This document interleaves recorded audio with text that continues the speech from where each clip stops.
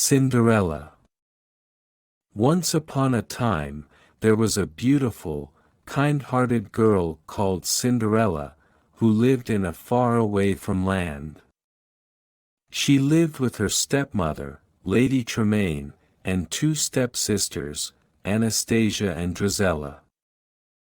As her stepmother was not very fond of her, she had asked Cinderella to live in the attic. Two cute little mice named Gus and Jack and the chirping birds became her best friends in her new room. Her stepmother and stepsisters made her do all their household chores. Cinderella woke up early in the morning when it was still all dark to start the fire for their household. She cooked all meals, worked in the kitchen, and kept the fire going to warm their house.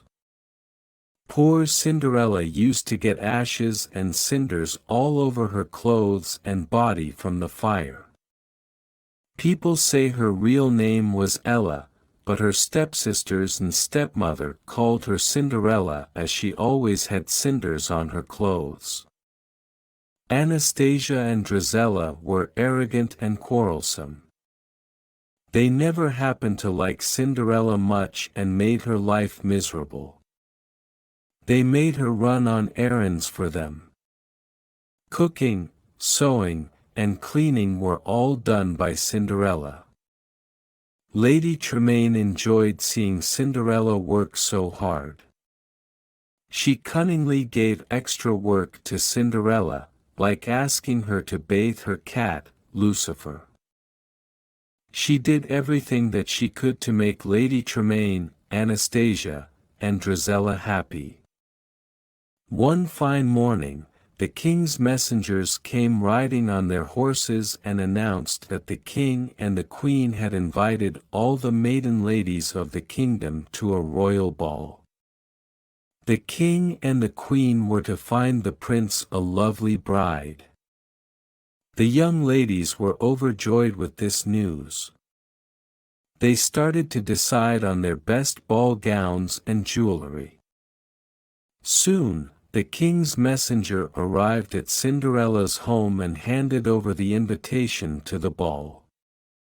Lady Tremaine now ordered Cinderella to stitch two beautiful new gowns for Anastasia and Drizella for the royal ball. She kept Cinderella busy with more chores so that she wouldn't be going to the ball.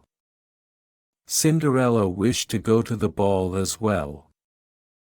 So, she found her mother's old dress from her trunk. She thought to herself that she could make the dress into a beautiful new one fit for the royal ball. Soon, the day of the royal ball arrived, and Anastasia and Drizella were dressed up in the beautiful gowns stitched by Cinderella. Meanwhile, in the attic, Gus and Jack, the two little mice, and the birds had turned Cinderella's mother's old dress into a beautiful one.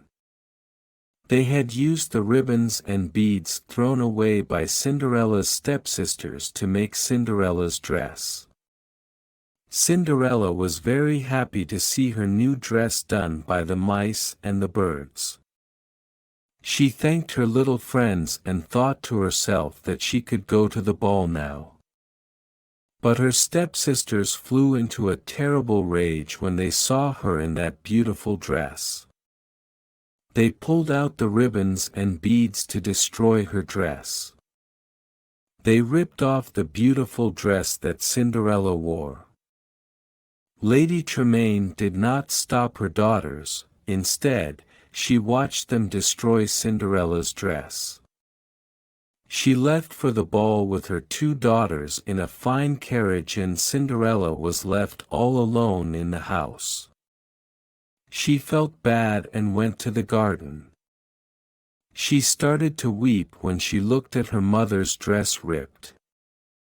She softly said to herself, "I wish I could also go to the ball." Suddenly, a fairy godmother appeared in front of Cinderella. She told her that she showed up to make Cinderella's wish come true. The fairy godmother touched Cinderella's head with her wand, and Cinderella was all clean and pretty right away. Her messy hair was tucked up nicely in a golden band. With another tap of the wand, Cinderella's dress was turned into a gorgeous gown. Cinderella couldn't believe her own eyes. She looked so pretty in that beautiful gown and the amazing glass slippers that the fairy godmother created for her. But she didn't have a carriage to go to the ball. So, the fairy godmother waved her magic wand on a pumpkin and turned it into a fine carriage for Cinderella. She tapped her wand on the little mice and turned them into Cinderella's carriage men. The fairy godmother told Cinderella to go to the ball and have fun. She added, "Remember, my child, all this magic spell will vanish at the stroke of midnight. Come back before that." Cinderella promised to be back before midnight and left happily for the ball in the carriage drawn by Gus and Jack. When Cinderella arrived at the palace, she was surprised to see a place so majestic and a ball so grand. There were so many young ladies escorted by their mothers. Everyone wanted to impress the prince. But the prince was at a loss. He didn't know where to look or who to dance with. When Cinderella entered the royal ball, all heads turned to see her. She looked like a dream. No one happened to recognize her. Even her stepmother and stepsisters were awestruck to see a girl so beautiful. Cinderella walked into the ballroom with her head held high. She looked so royal that everyone thought her to be some princess. The prince couldn't take his eyes off Cinderella. He walked to her and introduced himself. Cinderella bowed down and greeted the prince. He asked her out for a dance. They talked, laughed, and kept dancing to every song. The other young ladies at the ball became jealous of Cinderella. As the evening went on, Cinderella and the prince became more engrossed in each other's company. The prince was smitten by her charm and beauty. Cinderella had never been happier. Suddenly, she heard dong, dong. It was the clock that was about to strike 12. She looked up at the big royal clock at the palace and found that it was almost midnight. She screamed, "It is almost midnight." She told the prince that she couldn't stay longer. She said, "I must go now." The prince couldn't hear Cinderella as the clock was loud enough. Cinderella bid him goodbye and ran down the stairs in a hurry. As she was hurrying down the stairs, one of her glass slippers came off her feet, but she didn't stop to pick it up and left the palace. The magic spell had started to wear off. The prince followed her to the stairs. "I don't even know your name," he called out to her. But she didn't turn back and seemed to have vanished into thin air, in her carriage. The prince found her glass slipper on the stairs.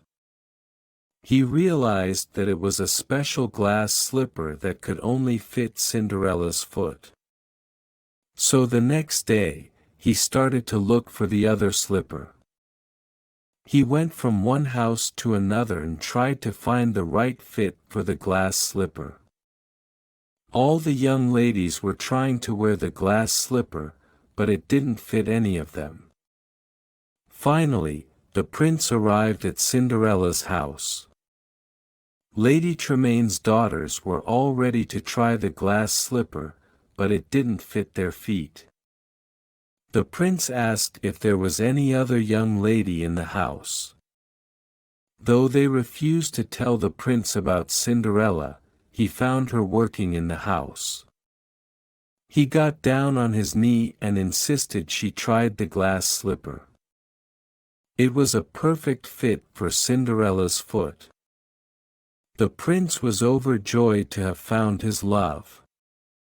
He didn't care about the cinders on her hair but looked into her eyes. "I found you," he said, and took Cinderella off with him.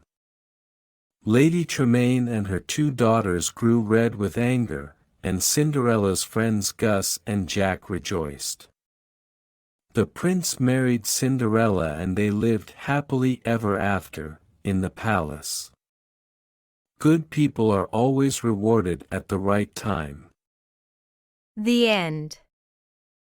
If you enjoy our content, please like, share, and subscribe for more videos. Your support means the world to us. Thank you.